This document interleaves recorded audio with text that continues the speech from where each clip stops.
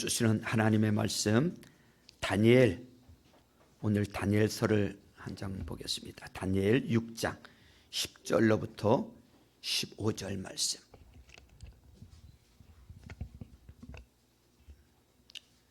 다니엘 6장 10절로부터 15절. 찾으신 분은 기립하셔서 함께 오늘 나에게 주시는 말씀으로 같이 받겠습니다. 10절로부터 15절 같이 받습니다.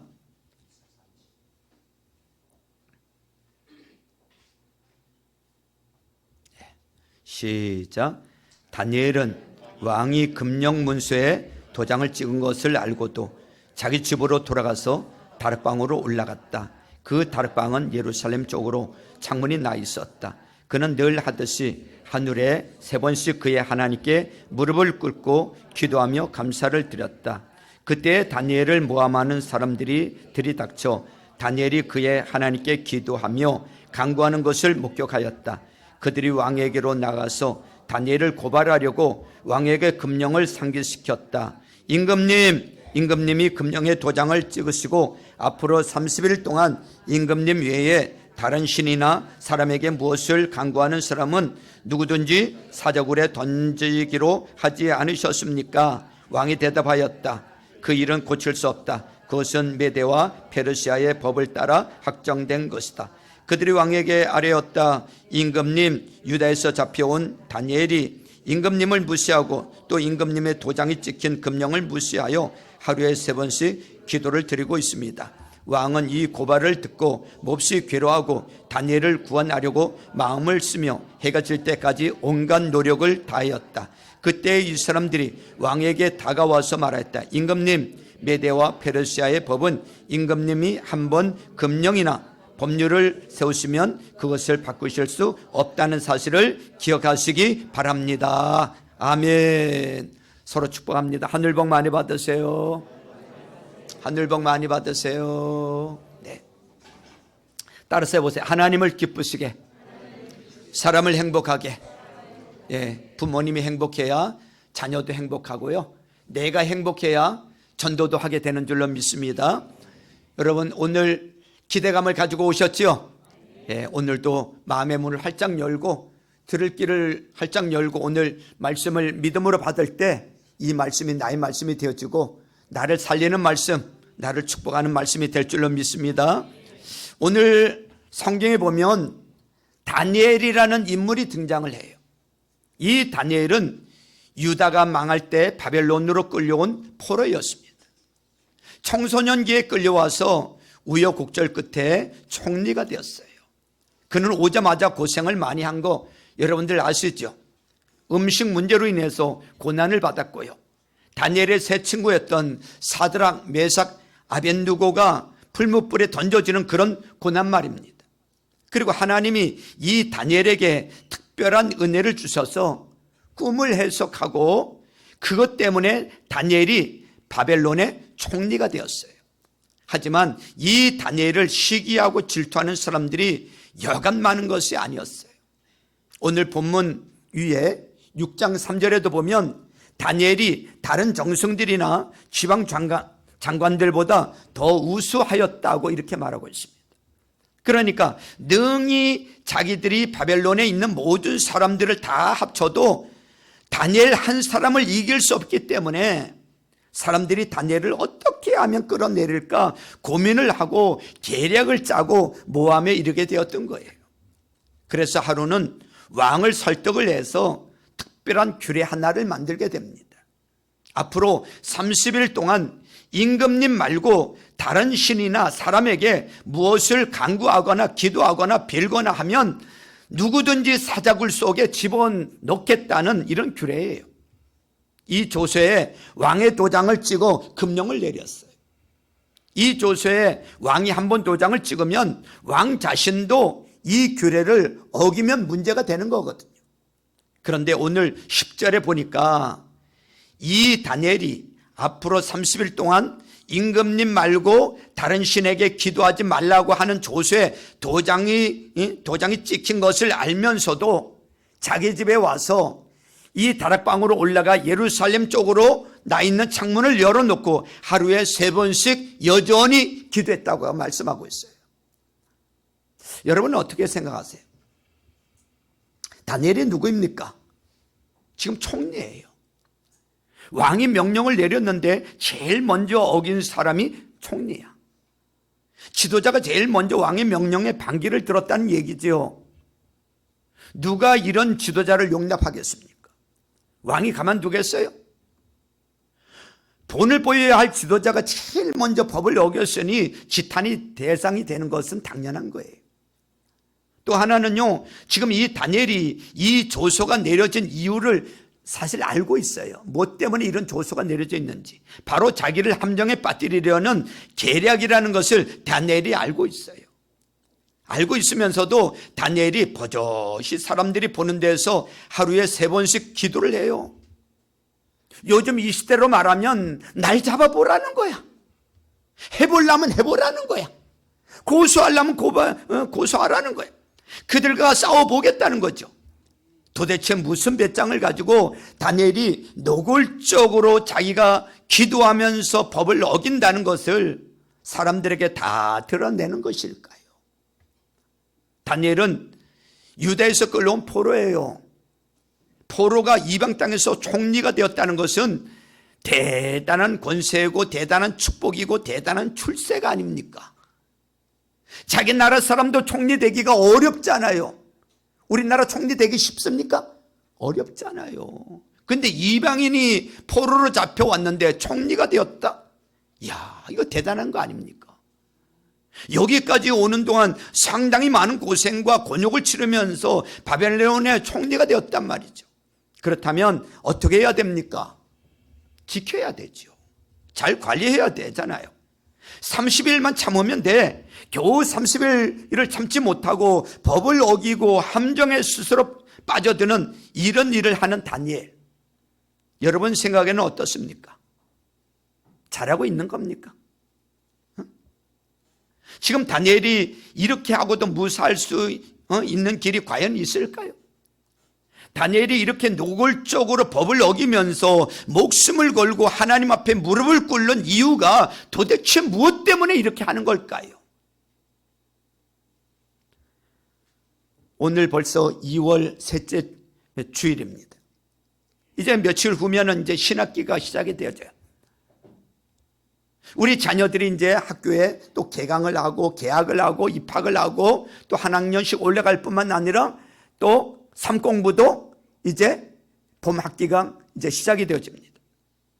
오늘 이 다니엘의 모습을 우리가 살펴보면서 새롭게 시작되는 이 신학기, 하나님께서 여러분들에게 문제 해결의 통로, 우리가 어떻게 하면 문제를 해결하고 위기 앞에서 그 위기를 극복하는, 위기를 탈출할 줄 아는 하나님의 사람이 될 수 있는가를 주께서 보여주고 계시는 줄로 믿습니다. 여러분, 다니엘은 분명히 바벨론의 총리예요. 하지만 다니엘은 자신은 바벨론의 총리보다도 하나님 앞에서 영적인 사람으로 살아가기를 우선하고 있다는 것을 잊지 마시기를 주님의 이름으로 축원합니다. 총리지만 총리보다도 하나님 앞에 영적인 사람으로 살아가기를 우선하고 있다는 것입니다. 다니엘은 알고 있어요. 위기가 어떻게 극복되는지, 누구의 도우심이 있어야 되는지, 어떻게 해야만이 지금도 살고 내일도 살 수 있는지 다니엘은 알고 있는 거예요. 그래서 다니엘은 위기 앞에서 무릎 꿇는 영성을 통해서 하늘문을 열고 하나님의 도우심을 만천하에 공개함으로 하나님의 살아계심을 증거하고, 다니엘을 포함한 모든 하나님의 사람들이 모든 위기에서 무릎을 통해서 문제 해결을 하도록 우리에게 보여주고 계심을 깨닫기를 주님의 이름으로 축원합니다. 여러분, 무릎을 꿇는 사람, 기도의 사람 절대로 망하지 않는 줄로 믿습니다. 무릎을 꿇는 사람, 기도의 사람 절대로 하나님이 버리지 않는다는 사실을 믿으시길 주님의 이름으로 축원합니다.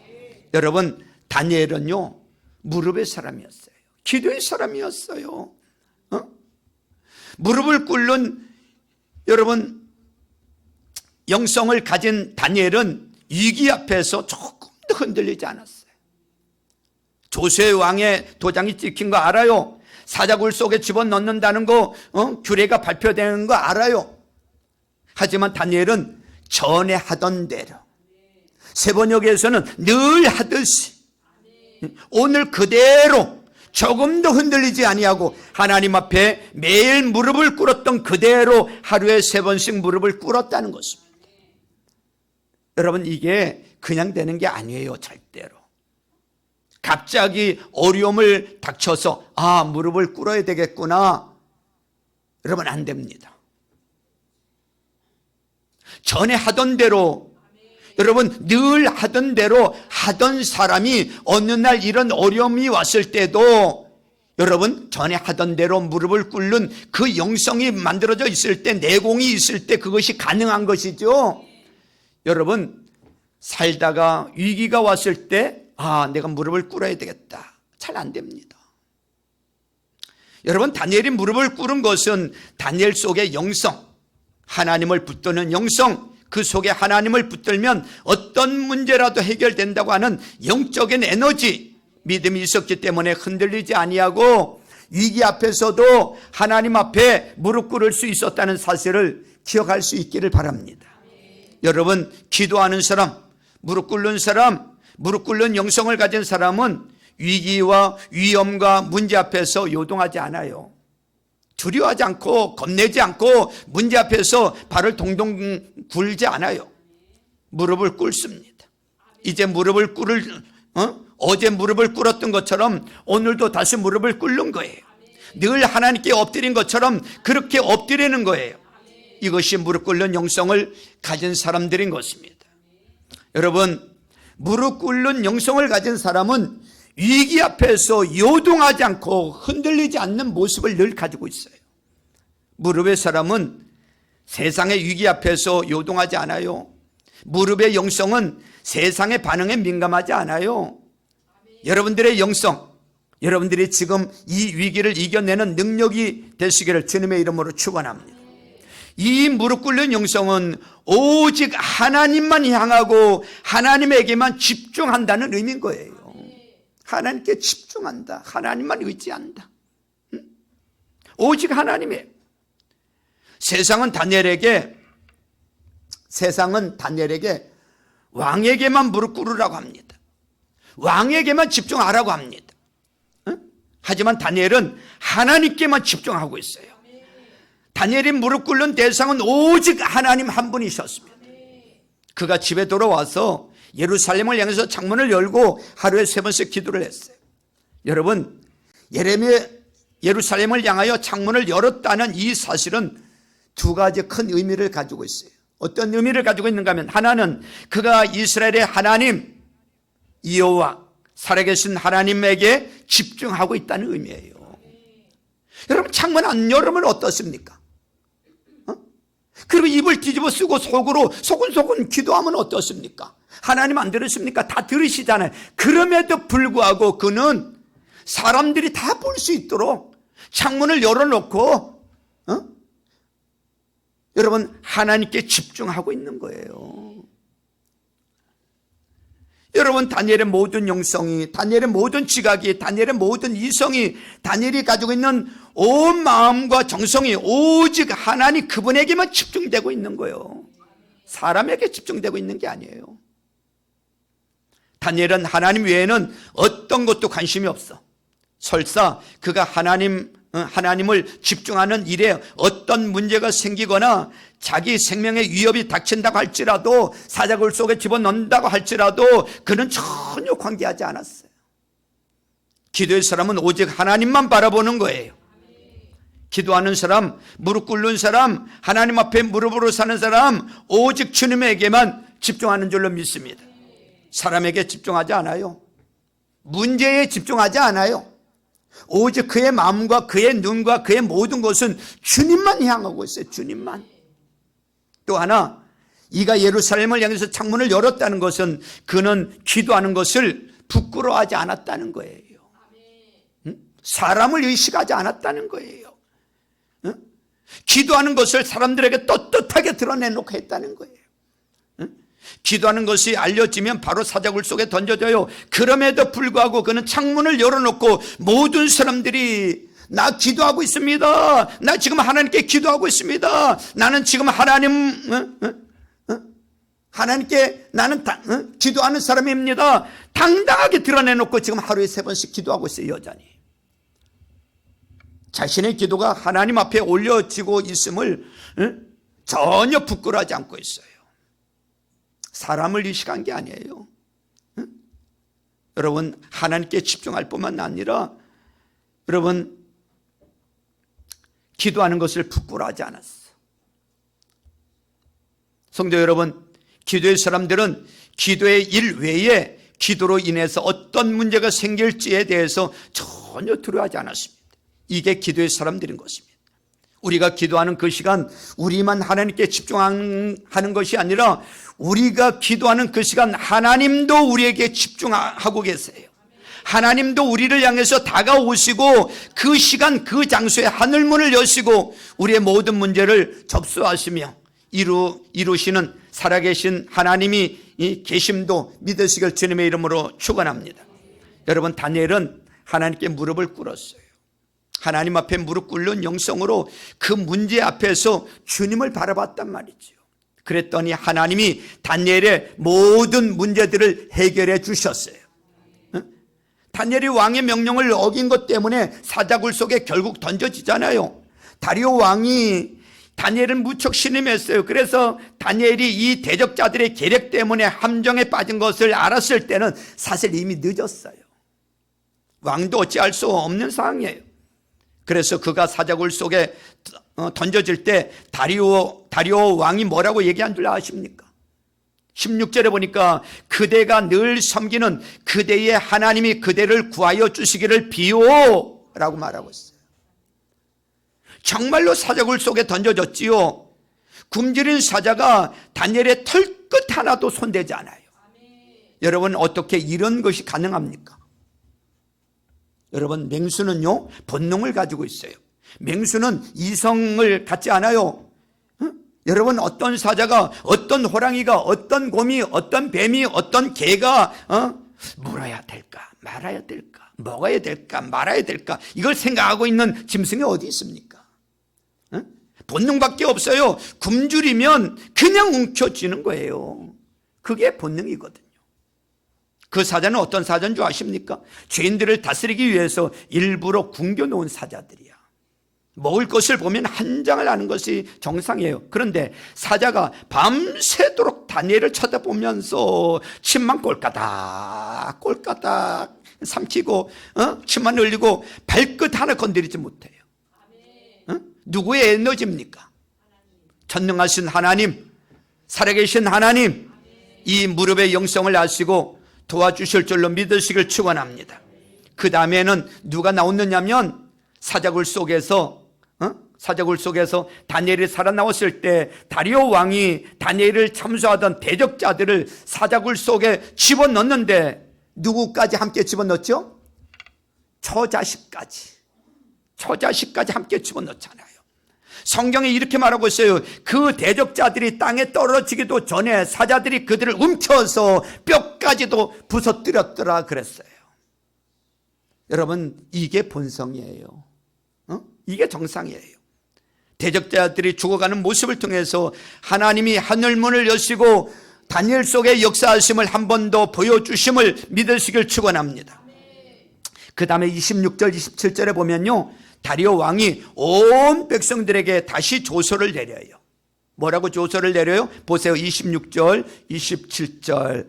내가 다음과 같이 법령을 공포한다. 그 나라에서 나의 통치를 받는 모든 백성은 반드시 다니엘이 섬기는 누구를 공경하고? 하나님을 공경하고 두려워하여야 한다. 살아계신 하나님이 영원히 다스리신다. 그 나라는 멸망하지 않으며 그의 권세는 무궁하다. 그는 구원하기도 하시고 건져내기도 하시며 하늘과 땅에서 표적과 기적을 행하시는 분, 다니엘을 사자 입에서 구하여 주셨다 그랬어요. 그러면서 다니엘의 권세와 주기를 더 강하게 만들어 주셨어요. 여러분, 다니엘이 한 것은요 하나도 없어요. 다니엘이 한 것은요, 무릎 꿇고 기도한 것밖에 없어요. 하나님 앞에 무릎 꿇은 것밖에 없단 말이죠. 하나님께 무릎 꿇었더니 하나님이 움직이시고, 하나님께 무릎 꿇었더니 하늘문을 열어주시고, 하나님께 무릎 꿇었더니 문제를 해결하시고, 하나님께 무릎 꿇었더니 다니엘의 앞길까지 열어주신 줄로 믿으시길 축원합니다. 무릎 꿇으면 하늘문이 저와 여러분들에게도 여전히 열림을 다시 한번 믿고 하늘문을 여는 기도의 사람들 될 수 있기를 주님의 이름으로 축원합니다. 축원합니다. 사랑하는 성도 여러분, 사실 우리도 살면서 많은 위기를 겪어야 안 겪어요. 여러분, 위기 없는 사람은 한 사람도 없어요. 위기 없는 사람 한 사람도 없다고요. 우리가 하나님 앞에 좋은 일만 있게 해주세요. 하나님 잘 되는 일만 있게 해주세요. 하나님 행복한 일만 있게 해주세요. 하나님 건강하게 해주세요. 물론 그래야 하죠. 하지만 우리가 지금까지 살면서 경험한 것처럼 우리의 뜻대로 되는 시간보다는 우리의 뜻과 의지와 관계없이 이런저런 위기를 겪으면서 살게 됩니다. 여러분, 어느 날 운전하고 가다가 뜻하지 않게 사고를 당하는 일이 생길 수도 있고요. 어느 날 지진과 쓰나미로 집과 일터가 날아가는 일이 생길 수도 있고요. 어느 날 몸이 좋지 않아서 건강검진을 했더니 암이라는 선고를 받을 수도 있고요. 무엇인가 투자를 했는데 부도가 나면서 빚을 지는 일이 생길 수도 있고요. 코로나 바이러스로 인해서 전 국민이 3년이나 마스크를 쓰고 사는 일이 생길 수도 있고요.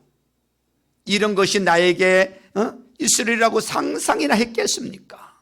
상상이나 했겠느냐고요. 그런데 누구에게나 여러분 이런 어려움들이 올 수도 있다는 걸 아셔야 돼요.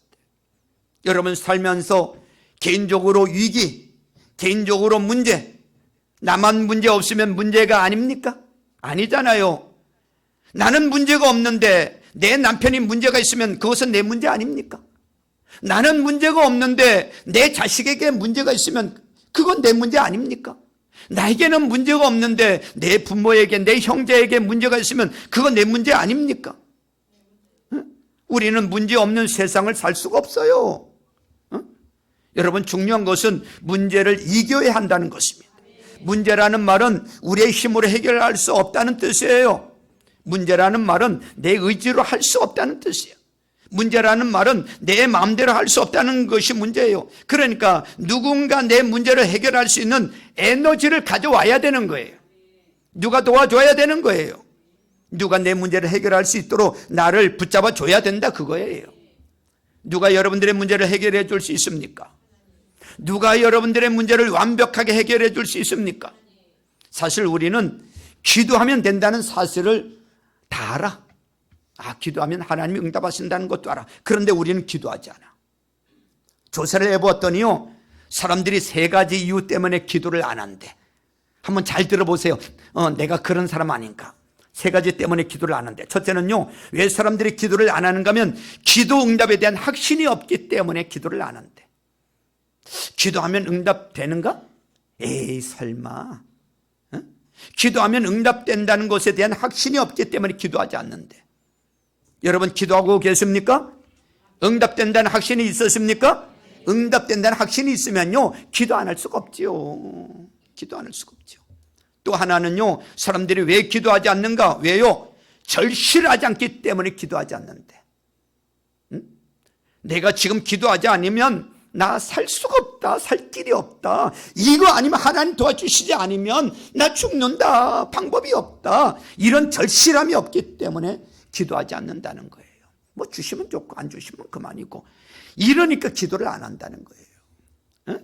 그 다음에 어처구니 없는 대답 하나가 또 있는데요, 왜 기도하지 않습니까? 이렇게 물었더니 에이, 기도 하나 안 하나 무슨 답이 나올 줄 안다는 거야.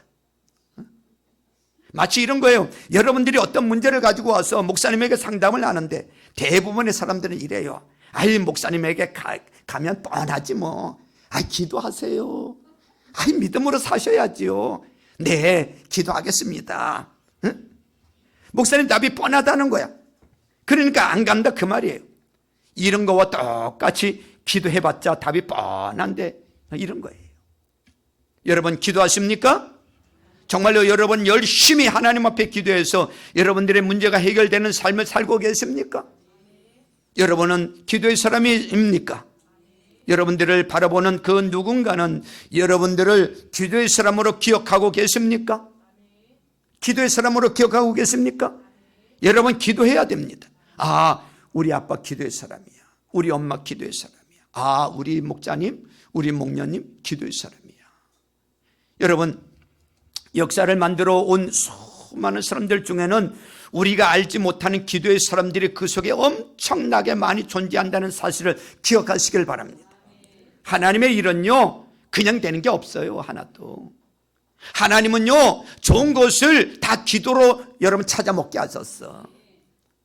이엔 바운주라는 사람은 정말 기도의 사람이었어요. 이 사람에 관한 책은 엄청나게 많은데요, 이엔 바운주는 오직 하나, 기도에 관한 책만 수십 권을 썼어요. 기도에 관한 책. 제목도 이래요. 기도하지 않으면 죽는다. 기도에 내 인생이 달렸다. 기도로 원수를 밟으라. 기도의 심장 등 많은 사람들에게 읽혀주고 있는 책들이에요. 그는 이렇게 말해요. 기도하지 않는 사람은 기도의 사람이 될 수 없다. 여러분, 이거 얼마나 평범한 말이야. 유명한 사람이 말한 것 치고는 너무 평범하지 않습니까? 기도하지 않으면 기도의 사람이 될 수 없다. 당연한 거 아닙니까? 기도하지 않는 사람은요, 기도하지 않는 사람은 기도의 사람이 아니에요. 기도하지 않는 사람은 하나님을 의지하지 않는 사람이에요. 자기 힘으로 살겠다는 사람이에요. 그러니까 기도하지 않는다는 것은 불순종이라는 것입니다. 여러분, 사무엘이 뭐라 그랬어요? 나는 기도를 쉬는 죄를 범하지 않겠다 그랬어요. 이게 무슨 말입니까? 하나님을 의지하는 사람은 기도할 수밖에 없다는 거예요. 내 힘으로 살 수 없다는 것을 알기 때문에 엎드려 기도할 수밖에 없는 거예요. 그러면 이엔 바운즈는 얼마나 기도했느냐? 매일 새벽에 4시에 일어나서 적어도 3시간 이상은 하나님 앞에 기도했다는 거예요. 그는 기도가 자신의 삶 속에 어떤 하나님의 역사를 일으켰는지 그는 자신의 기도의 결과를 수 없는 언어들로 표현을 했어요. 그런가 하면 종교개혁자 이 마틴 루터는 하루에 3시간씩 기도하지 않으면 나는 그날은 마귀에게 사로잡힌 날이라고 하면서 매일 하루에 3시간씩 기도했다는 것입니다. 그러니까 종교개혁을 일으키는 어마어마한 큰 일을 할 수 있었던 거예요. 스코틀랜드의 이 선교사였던 웰치라고 하는 사람은 하루에 8시간에서 10시간 기도했다고 합니다. 여러분, 상상 초월이죠. 하루에 8시간에서 10시간 기도하고 하루를 살 수 있을까요? 가만히 한번 생각해 보세요. 저도 한때는 그렇게 기도해 본 적이 있어요. 그런데요, 그렇게 하면 다른 건 아무것도 못하더라고요. 어떤 사람은 15시간 그렇게 기도한다고 하는데, 야, 10시간 기도하는 것도 8시간, 10시간 기도하는 것도 여러분 얼마나 힘든지 다른 건 아무것도 못해. 그런데 이분은 여러분 잠시는 할 수 있을지 몰라도 그 쉽지 않은데 이 웰치라는 분은 하루에 8시간에서 10시간 그렇게 기도했다는 거예요. 저는 지금 가능하면 새벽에 2시간 30분은 앉아서 기도하려고 몸부림치고 있습니다. 2시간 30분에서 3시간 정도는 기도하려고. 제가 놀랍게 간증할 수 있는 것은 뭐냐면 기도를 많이 할 때는 제가 다른 것은 별로 한 일이 없는데 내 힘으로 했던 어떤 시간보다 하나님이 더 많은 결과를 나에게 주시더라는 것입니다. 여러분, 기도하는 사람에게는 하나님이 움직이시고요, 하나님이 함께 하시고요, 하나님이 도와주시고요, 하나님의 결과가 있음을 다시 한번 믿으시길 축원합니다. 여러분, 기도하셔야 돼요. 뭐 기도하면 좋지, 기도하면 나에게 뭐 저런 일이 일어날 수도 있겠구나. 여러분, 마음만 그냥 잡수셔서는 안 돼요. 그냥 듣고 끝나는 걸로만 끝난다면 별 의미가 없어요. 실제로 기도해야 됩니다. 실제로 무릎을 꿇어야 돼요. 여러분, 봄이 다가오고 있습니다. 2월 중순 신학기를 앞에 놓고 있어요. 여러분, 기도하기 좋은 계절이 점점 다가오고 있습니다. 저와 여러분들에게 수많은 일들이 있지만 기도를 통해서 하늘문을 열고 기도를 통해서 하나님이 주시는 세계를 바라보는 영적인 사람으로, 무릎 꿇는 사람으로, 무릎 꿇는 영성을 통해 영적 잠에서, 영적 침체에서 벗어나고 신학기를 준비하고 맞이하는 우리 자녀들을 기도로 지키는 은혜가 있기를 주님의 이름으로 축원합니다. 기도하면 하늘문이 열립니다. 기도의 사람들에게 하늘문이 열리는 줄로 믿습니다. 여러분 아시죠? 지금 다니엘에게도 하늘문이 열렸다는 것을. 빌립보 감옥에 갇혀있던 바울과 실라도 기도할 때 하늘문이 열렸다는 것을, 감옥문도 열린다는 것을. 여러분 베드로에게 하늘문이 열렸어요. 여러분 하늘문이 열려야 될 줄로 믿습니다. 다른 건 다 막혀져도 하늘문만 열려진다면 해결 안 되는 게 없어요. 하늘문을 열어야 돼요. 하늘. 인간이 헬라어로 뭔지 아세요? 인간. 갑자기 생각이 안 나네. 이 인간, 이 헬라어로 단어의 뜻이 뭐냐면 위를 바라보는 존재라는 것입니다. 하나님이 우리 인간을 만드실 때 위를 바라보도록 만드셨다는 거예요. 사방 다 막혀도 위만 열리면 되는 줄로 믿습니다. 하나님이 우리를 만드실 때 하나님 바라보고 살도록 만든 거야. 자꾸 땅만 바라보고 세상 것만 바라보니까 자꾸 막히는 거예요. 여러분 묶여져 있는 게 얼마나 많아요. 인간관계가 묶여져 있고, 경제가 묶여져 있고, 질병이 묶여져 있고, 가정이 묶여져 있고, 자녀가 묶여져 있고, 묶여져 있는 게 그렇게 많은데도 기도할 생각을 안 해. 하늘을 열 생각을 안 해. 여러분 하늘을 열어야 되는데 기도하셔야 됩니다. 세 가지를 기억할 수 있기를 바랍니다. 하늘을 열려면 첫째는 여러분 기도를 습관적으로 해야 된다는 것입니다. 따라서 해보세요. 기도를 습관적으로 해야 된다. 막연히 기도해야 되겠다는 것은 안 돼요. 그 중에 시간 날 때, 나중에 시간 날 때, 나중에 할 일 없을 때, 늙었을 때, 그러다 보면요 하루하루 금방 지나가고요 한마디 기도도 못하고요 하루가 가고 일주일이 갈 때가 허다합니다. 이제는 하늘문을 여는 기도의 사람이 되기 위해서는 매일 여러분 시간을 정해놓고 기도할 수 있기를 바랍니다. 내가 새벽에 시간을 정해놓고 기도해야 되겠다 그러면 새벽에 내가 몇 시서부터 몇 시까지, 제가 새벽 5시에 나옵니다. 어떤 분들은 6시에 나와서 기도하시는 분도 있고, 어떤 분은 7시에 한 40분 돼서 와서 기도하시는 분도 있고, 여러분들 시간을 좀 정해보세요. 낮에 와서 기도하시는 분도 있고, 밤에 와서 기도하시는 분도 있고, 그랬죠. 여러분 시간을 정하셔야 돼요. 그리고 장소를 정하셔야 돼요. 그냥 되는 게 아니에요. 여러분 감리교를 만들었던 요한 웨슬레의 어머니 수산나를 여러분들 많이 들으셨을 거예요. 그는 19명의 자녀를 낳고 기른 분이에요. 19명. 그의 19명의 자녀들이 다 성공한 자녀들이에요. 요한 웨슬레, 찰스 웨슬레, 이런 사람들은 너무 우리 귀에 익숙한 세계적인 인물들이죠. 그런데 한번 생각해 보세요. 19명의 자녀를 키우는 일이 여러분 쉽습니까? 가만히 생각해 봤어요. 11명의 자녀를 낳았다. 야, 도대체 몇 년 동안 배가 불러 있었을까? 한 명 낳고 잠깐 케어하고 또 좀 지나서 또 아기 갖고 또 배부르고 또 낳아서 또 케어하고 또 배불러 있고, 이게 19명의 자녀를 낳아서 키웠는데 도대체 배가 얼마나 몇 년 동안 배불러 있었을까? 못돼도 25년은 배가 불러 있었을 거예요. 여러분 얼마나 힘든 가운데 여러분 상상하기 힘든 일이에요. 19명이라는 것은. 이거는 우리 어머니들 1명, 2명 낳고도 케어하는 것이 얼마나 힘드십니까? 그런데 19명을 낳아서 키우면서 기도할 수 있겠습니까? 기도할 수 있겠느냐고. 그런데 요한 웨슬레는 자기 어머니 수산나의 기도의 모습을 그 아들이 그의 책에서 이렇게 공개를 하고 있어요.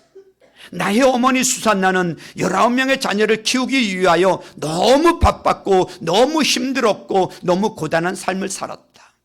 그래서 내 어머니는 매일 새벽 1시부터 3시까지 2시간 기도하셨다. 그의 기도는 나의 형제들 19명을 훌륭한 하나님의 사람으로 키워냈다. 믿으시길 주님의 이름으로 축원합니다. 요한 웨슬레보다 자녀가 더 많은 분은 난 도저히 요한 웨슬레처럼 기도 못하는 분 계시면 이해되겠어요. 그렇지 않은 분들은요, 변명거리가 없어. 2시간 기도하셨대. 19명을 키우면서. 바빠서 기도한 겁니다. 힘들어서 기도한 거예요. 자신의 힘보다 하나님의 힘이 더 절실했기 때문에 기도한 거야. 하나님이 도와주시지 않으면 이 자녀들 안 된다는 것을 알기 때문에 여러분 습관적으로 기도하시길 바랍니다. 예수님도요, 습관을 따라서 감람산에 가셔서 기도하셨다 그랬어. 습관적으로 기도하셔야 돼. 식사 기도도 습관적으로, 새벽에 아침에 일어나면 습관적으로 엎드려서 기도하는 걸 몸에 배야 돼요. 둘째로 더 많이 기도하셔야 돼요. 하늘문을 열기 위해서는 더 많이 기도하셔야 돼요. 더 많이. 시간이 갈수록 기도의 양이 늘어나야 될 줄로 믿습니다. 오늘 20분 기도했으니까, 오늘 30분 기도했으니까 이것 가지고 안 됩니다. 처음에는 10분, 20분 기도하는 것도 쉽지 않죠. 그러나 자꾸 여러분 기도의 양과 질이 자꾸 늘어나야 될 줄로 믿습니다. 기도 안 하는 사람은요, 엎드려서 10분 채우기도 진짜 힘들어요. 할 게 없는 것 같아. 근데 기도하는 사람은요, 기도할 게 왜 그렇게 많은지, 기도할 게 많은지, 기도거리가 많은지 2시간, 3시간 해도요 모자라고 그런단 말이죠. 기도의 양을 날마다 기도가 더 많이 기도해야 될 줄로 믿습니다. 세 번째는요, 기도를 먼저 하셔야 돼요. 여러분, 기도를 먼저 하셔야 돼요. 우리의 삶을 한번 돌아보세요. 대부분의 성도들 보면요, 문제가 터지고 난 다음에 허겁지겁 기도하려고 해요. 어느 날 안 보이던 성도가 새벽에 나옵니다. 덜컹 겁이 납니다. 문제가 생겼구나. 기도 안 하던 사람이 어느 날 기도하러 옵니다. 문제가 생겼기 때문에 기도하러 옵니다. 여러분, 그것이 아니고요, 먼저 기도할 줄 알아야 돼요. 다니엘을 보세요. 나중에 기도했나요? 여러분들 나를 위해서 기도해 주세요. 내가 사자굴 속에 들어가게 되었습니다. 내가 지금 사자굴 속에 있습니다. 지켜달라고 기도해 주세요. 아니잖아요. 다니엘은 먼저 기도했어요. 먼저 하나님 앞에 먼저 기도했어요. 하나님 앞에 먼저 기도하니까 하나님이 먼저 움직여 주셔서 사자 입도 봉해버리시고 하나님이 지켜주시는 거예요. 먼저 기도해야 돼. 먼저. 하루 일과 시작하기 전에 먼저 기도. 사랑하는 성도 여러분, 2024년 전반기 봄학기를 준비하고 있어요. 먼저 하나님께 무릎 꿇어 하늘문을 열고 무릎 꿇어서 여러분 삶 속에 모든 기적들이, 이적들이, 위기들이 여러분 삶 속에 나타나는 은혜와 역사가 있기를 주님의 이름으로 축원합니다. 여러분, 기도 없이 잘 될 수가 없어요. 영적인 일은요.